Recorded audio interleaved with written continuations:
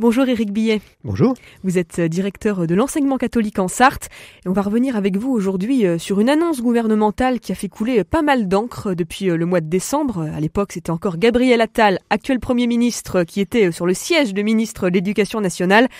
Il avait évoqué de manière assez inattendue la mise en place de groupes de niveau à la rentrée prochaine.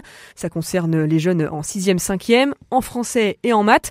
Annonce assez contestée au sein de la profession.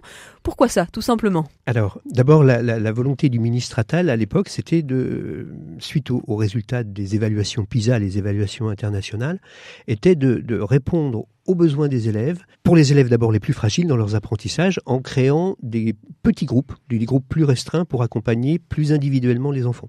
Et puis, pour les élèves qui sont en réussite, c'était aussi pouvoir leur permettre d'aller plus loin, nourrir leur excellence.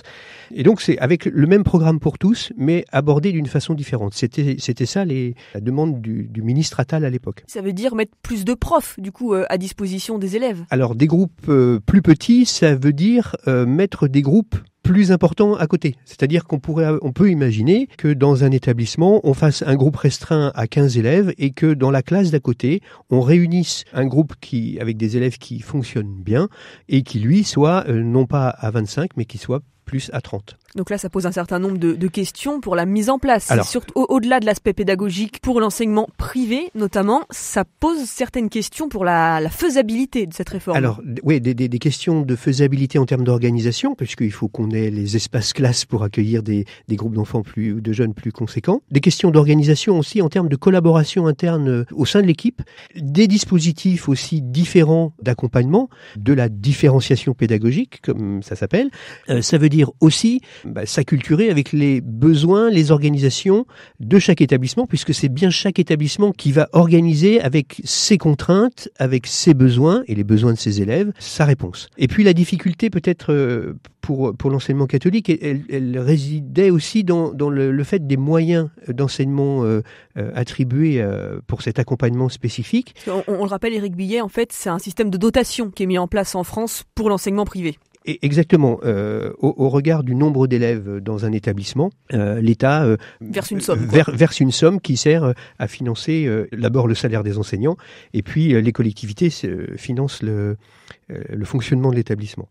Et donc, se poser la question du financement de cette mise en œuvre avec le risque qu'on aille chercher des moyens ou des financements dans ce qui constitue aujourd'hui le financement des classes ordinaires. Nos classes sont déjà assez chargées, elles sont dans la moyenne nationale, voire même supérieures à la moyenne nationale.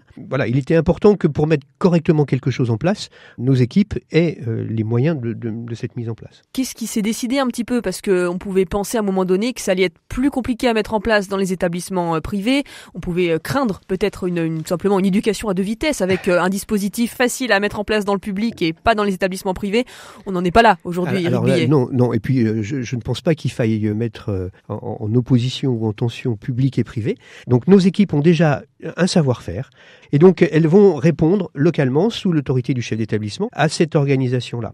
Ce qui peut apparaître, c'est que on mette par exemple tous les cours de français de 6e dans un établissement en même temps, justement pour faciliter ce lien-là entre les élèves, faire des croisements de classes entre les élèves.